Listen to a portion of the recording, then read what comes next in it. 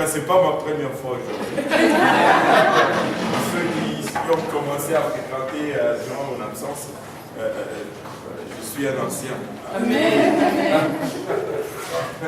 Et est-ce qu'il y a quelqu'un qui est là pour la première fois? La toute première fois aujourd'hui.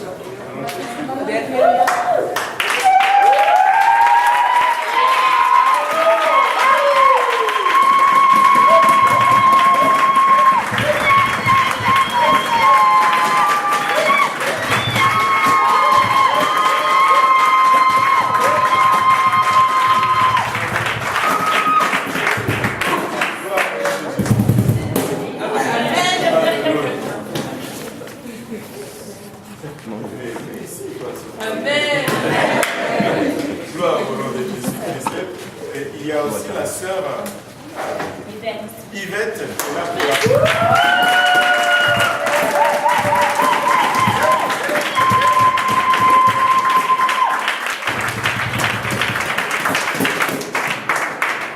Le frère Ali.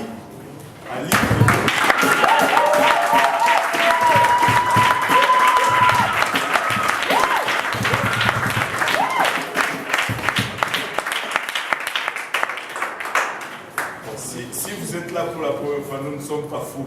Nous ne sommes pas fous, nous voulons vraiment le souligner. Nous avons tout notre bon sens. Et seulement que le Seigneur a fait beaucoup de choses pour nous. Et des fois, ça déborde, ça dépasse un peu. Voilà. Le Seigneur est bon, n'est-ce pas? Donc, on va continuer là où on l'avait laissé. On était en train de parler de Jacob. Jacob qui avait pris fuite de la maison paternelle suite à son affaire avec son frère. Il a roulé son frère en ce qui concerne d'abord le droit d'aînesse et il a roulé son frère en ce qui concerne les bénédictions. Et son frère était maintenant décidé à le tuer. Et lui, il a pris fuite. On a fui avec Jacob jusqu'à Luz. Là, on a parlé de l'échelle qu'il a vue et tout. Et nous avons aussi souligné le fait que Ésaü avait facilement vendu son droit d'aînesse, mais il voulait quand même s'accrocher à la bénédiction, à ce qui était un peu paradoxal. Quand était le temps de vendre le droit d'aînesse, il a vendu facilement, mais il voulait quand même garder la bénédiction. Ça ne fonctionne pas comme ça vraiment dans le royaume. Les bénédictions viennent avec des responsabilités. Tu ne peux pas renier les responsabilités et rechercher seulement les bénédictions. Avec chaque bénédiction, il va y avoir une responsabilité qui va suivre avec. Mais on dirait que la nature humaine ressemble plus à Ésaü. On va plus vouloir les bénédictions et plus essayer d'éviter les responsabilités. Mais ça ne marche pas comme ça. Amen. Amen. Maintenant, Jacob était allé jusque chez son oncle Laban. Mais là, alors qu'il est allé chez Laban, il a rencontré son égal. Vous savez, il a rencontré son égal. On ne se moque pas de Dieu. On ne se moque pas de Dieu. C'est qu'un homme sème, il va aussi le récolter. Et avez-vous remarqué cette loi dans la nature? Et elle est applicable dans la nature, mais elle est applicable aussi dans l'esprit. Si tu sèmes un grain de haricot, tu ne vas pas récolter un grain de haricot. Tu vas récolter plusieurs grains d'haricots. Donc, des fois, tu vas faire un mauvais coup et tu vas dire, bon, ok, j'ai sémé cela, mais tu vas recevoir peut-être 10 mauvais coups par la suite. Donc, c'est une loi, la loi de la sémence fonctionne. Et si tu as sémé des haricots, ne t'attends pas à récolter du riz. Et tu ne vas pas récolter 1000 grains de riz si tu as semé des haricots. Si tu as semé des haricots, tu vas récolter aussi des haricots. Donc Jacob est allé jusque chez son oncle et là il a rencontré vraiment son égal.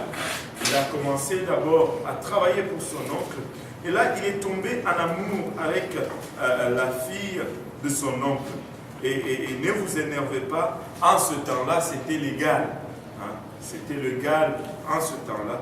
Et il est tombé en amour avec la fille de son oncle qui s'appelait Rachel. Et il a aimé Rachel et il a sollicité la main de Rachel auprès de Laban, son père, le père de Rachel et son oncle, à lui Jacob. Et Laban n'a pas trouvé de problème à la demande, mais il lui a dit que ma dot serait tout simplement de 7 années de service. Tu dois travailler 7 ans pour avoir la main de ma fille. Mais je ne sais pas s'il y a des jeunes.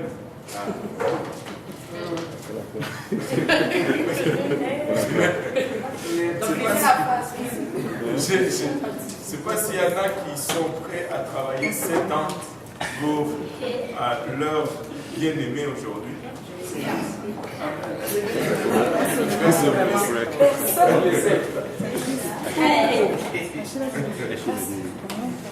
sais pas s'il y en a qui sont. 7 ans. La banque lui demande 7 ans. Et qu'est-ce que Jacob dit? Jacob ne va même pas argumenter. Jacob ne va même pas dire, oh non, écoute Laban, je ne sais pas si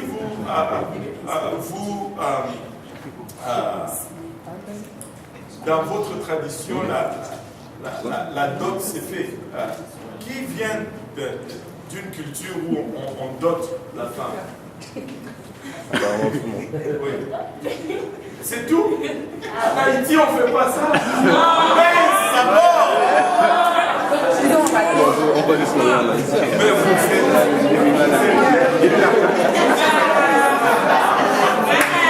c'est dommage.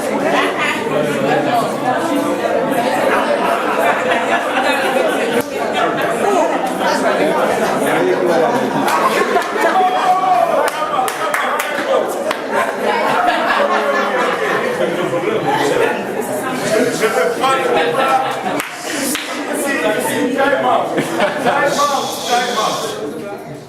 mais qu'est-ce qu'on fait en Haïti? L'amour se suit, c'est l'amour. Je n'ai pas questionné l'amour. Même quand on dote, il y a beaucoup d'amour. Amen.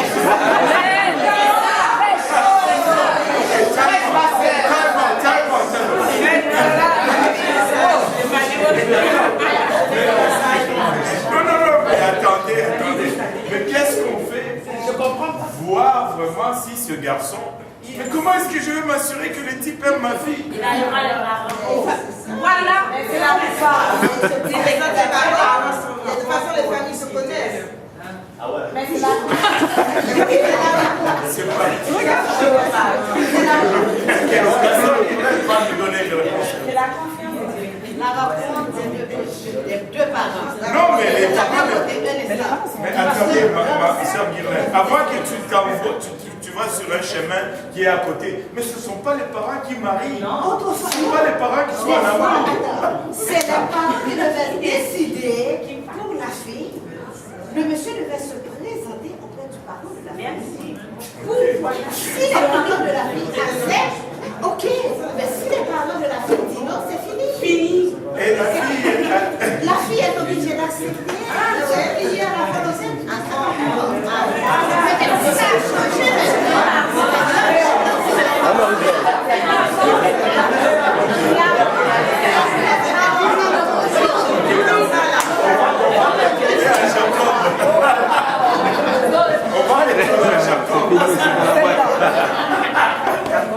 Jacob, c'est plus simple. Okay? On va retourner à Jacob. Ok, Marika, En fait, il y a ma cousine, quand elle fréquentait son mari, c'est pas son père, parce que moi, comment j'ai vu tout les cousins ou cousines qui se sont mariés, comment ça se passait? Le mari, leur futur mari devait passer beaucoup de temps avec la famille de la femme pour voir comment il est avec elle, comme dans l'entourage de la famille. Donc c'est comme ça qu'on le regarde, tout le monde est comme ça, on regarde son mari. On sait comment il agit. Donc ça c'est une famille, ça. Bon, ok. Bon. Là, je pense que tous les gars vont aller en Haïti. Parce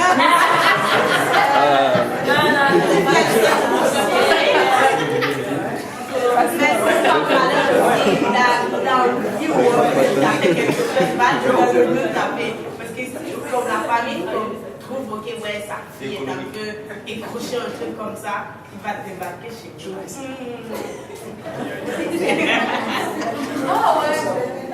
C'est la fille qui veut la manchette.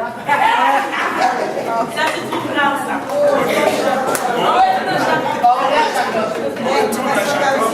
Chaque famille a ses coutumes.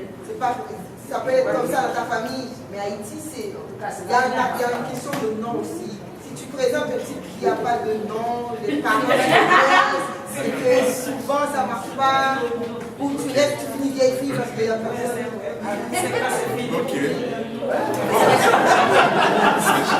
Ok, là, tous les gars vont fuir Haïti.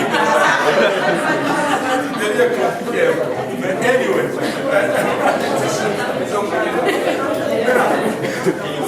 On retourne à Jacob. Jacob, lui, devait noter. Et s'il était dans notre temps moderne aujourd'hui, c'est comme si on disait à Jacob, ok, tu fais combien, je ne sais pas, 40 000 par année, ok, tu nous donnes 7 ans de ton salaire.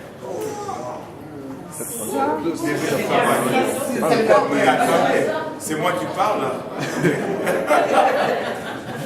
Il devait donner 7 ans de travail à sa belle famille. Non, juste pour vous dire que Jacob aimait Rachel. Parce que même le 7 ans de travail, la Bible nous dit que ça paraissait comme rien pour Jacob. Il a travaillé, et 7 ans, chaque jour, il s'est levé, il faisait des petits bars,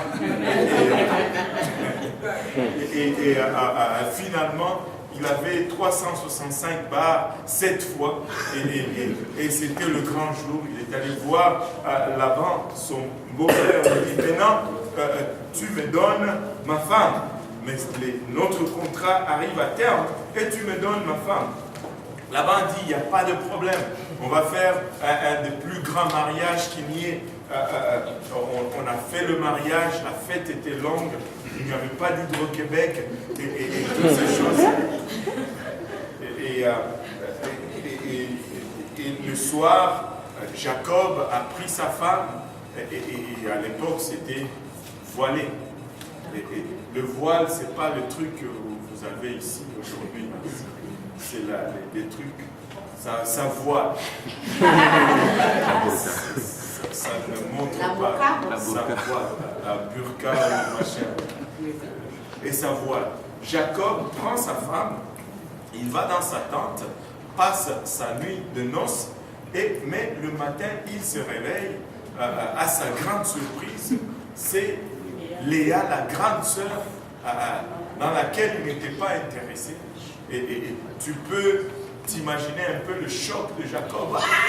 Le matin, qu'est-ce que c'est? Et il sort de sa tente, fâché. Il va voir son beau-père là-bas. Qu'est-ce que tu m'as fait? Tu m'as donné Léa à la place de Rachel. Et là-bas, avec tout le calme naturel, il dit, calme-toi. C'est parce qu'il y a une tradition chez nous. Et bizarrement, il ne lui a pas parlé de cette tradition avant le contrat. Il lui dit, il y a une tradition chez nous, l'aîné, la plus jeune ne peut pas être mariée avant l'aîné. Donc si tu veux maintenant Rachel, c'est cette autre année que tu dois travailler. Et il a il a travaillé 7 autres années pour Rachel. Et